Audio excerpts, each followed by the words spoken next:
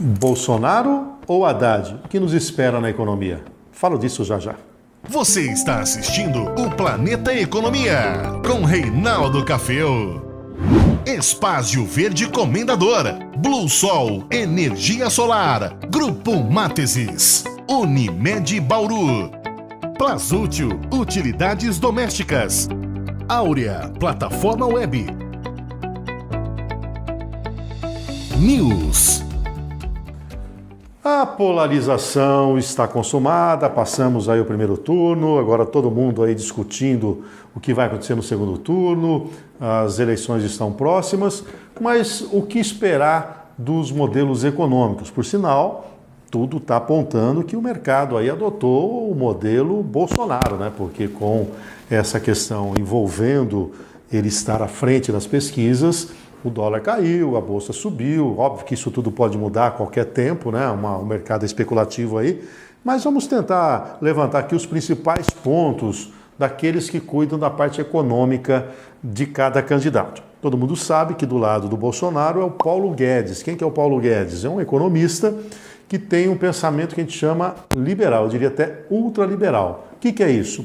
Acredita muito fortemente na economia de mercado. Ele quer um Estado muito pequeno, muito enxuto, e a partir disso desmontar, né, essa máquina total que está aí. E o Bolsonaro deu um sinal verde para ele caminhar. Evidentemente que é uma aposta, ninguém sabe exatamente se ele vai ter sucesso. Na outra ponta você tem o Haddad. O Haddad não tem alguém de renome que você possa dizer esse é o guru econômico dele, mas ele deu algumas pistas de como é que ele vai conduzir a economia. Ou melhor, mais do que pista, né? Está no próprio programa que ele protocolou lá junto ao Tribunal Superior Eleitoral. E no caso do Haddad já é um outro pensamento. Então vamos dar uma dissecada aí do que os dois colocam. Do lado do Bolsonaro, primeiro, privatização. O que é isso? Nós temos cerca de 147 empresas que poderiam ser vendidas para o setor privado. Daí o nome privatização. Lembrando que nos anos 90 o país fez isso. Ele fala em usar deste recurso para ele, Paulo Guedes, né? Para o quê? Para liquidar parte da dívida pública brasileira, que está quase em 4 trilhões de reais. Ele estima 800 bilhões de reais com as privatizações. Qual é o problema? Que é um modelo que não é fácil e tem que passar pelo Congresso, mas é uma maneira de indicar a estratégia. Outro ponto, todos nós ficamos sempre preocupados com a história da Previdência Social. Qual é a proposta que ele vem discutindo? Que também vai depender de passar pelo Congresso. Seria separar os dois regimes, manter o regime atual de previdência como está, que é o quê? Quem está na ativa paga para quem se aposenta. E criar, para quem vai entrar no mercado de trabalho, um sistema de capitalização individual, semelhante à previdência privada. Qual é o grande problema, igual a dúvida que nós temos nesse modelo?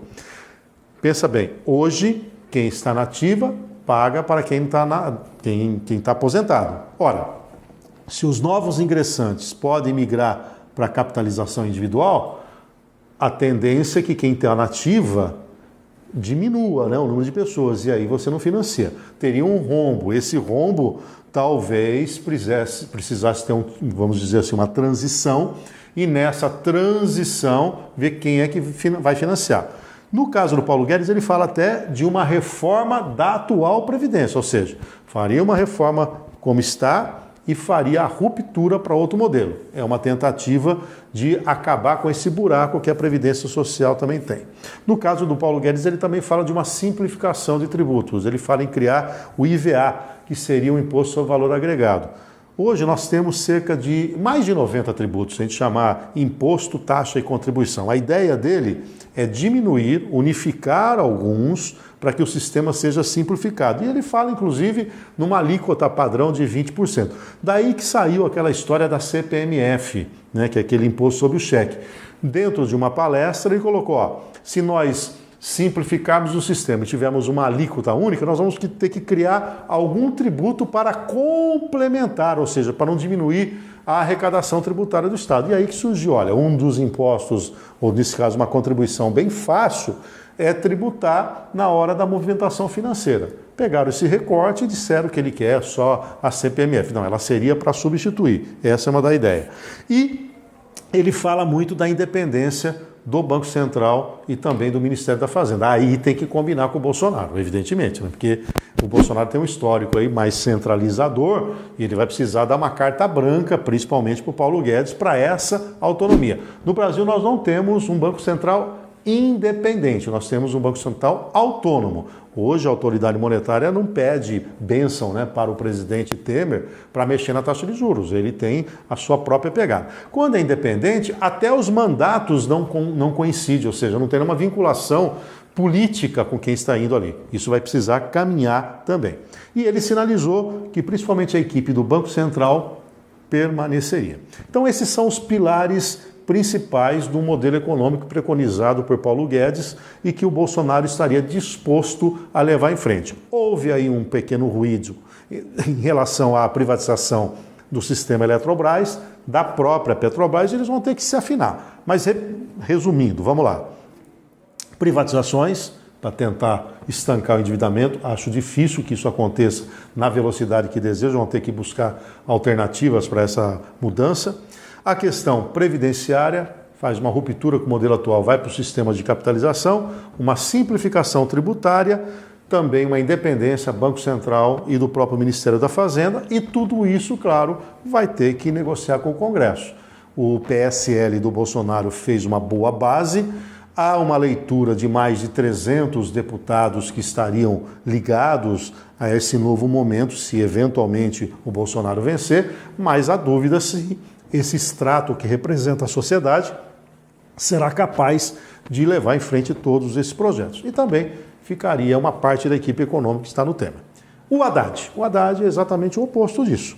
Ele é contra a privatização, ele é contra, inclusive, as terceirizações do serviço público. Por exemplo, as organizações sociais, que hoje têm sido muito utilizadas, principalmente na área de saúde. O Haddad disse, isso aí não vai prevalecer no meu governo, como não vai prevalecer as parcerias, ou não vão prevalecer as parcerias públicas e privadas. Na Previdência, ele não tem nenhum plano contundente. Ele entende que se combater a sonegação e a economia retomar o crescimento, a própria formalização econômica vai garantir que a Previdência seja irrigada. E aí que vem o primeiro problema. O modelo que o Haddad preconiza depende de um crescimento econômico vindo pela variável consumo. Modelo adotado pelo governo da Dilma. O que era isso? Derruba a taxa de juros, ele fala inclusive de uma reforma do sistema bancário brasileiro, porque há uma concentração e é difícil, porque você, para reformar o sistema bancário, interferir na taxa de juros, tem que ter uma ruptura, uma quebra de contrato, então não é uma situação muito fácil. E esse modelo baseado no consumo tem um limite, tanto da renda como do crédito. Este modelo, utilizado pela Dilma, nos levou a 2 anos de recessão. Havia um crescimento econômico puxado pelo consumo das famílias, mas as famílias começaram a se endividar, começaram a ficar inadimplentes e a roda não rodou como era. Então, eu avalio que é um modelo, vamos dizer, meio que suicida.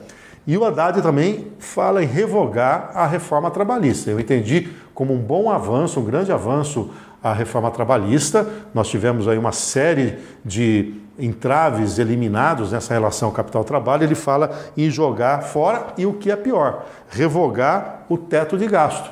Ruim o teto de gasto? Não sei se tanto. O teto de gasto está colocando um limitador nos gastos públicos, coisa que ficou solto nesses últimos anos. Quer revogar o limite de teto de gasto, vai ter que retomar fortemente o crescimento da economia.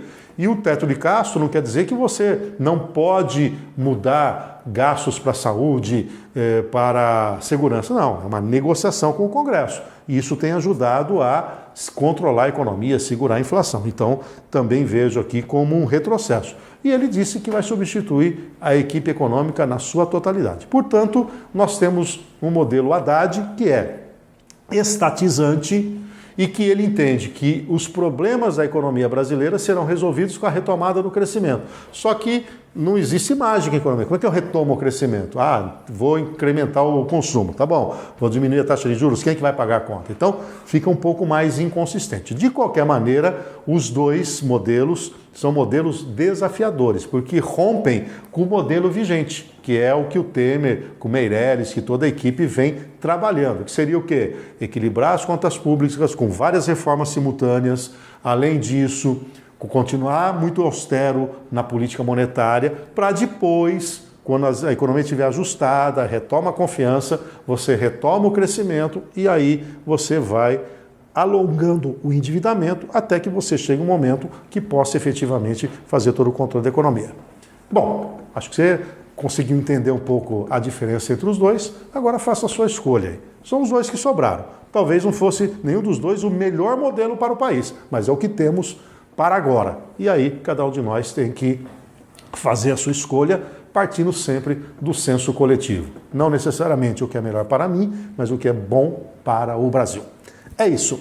Viu só como o planeta gira em torno da economia? Eu peço para você assinar o nosso canal, compartilhe esse vídeo aqui à vontade, né? Acione o sininho para receber as notificações e faça parte do planeta, ou melhor, faça parte do canal Planeta Economia.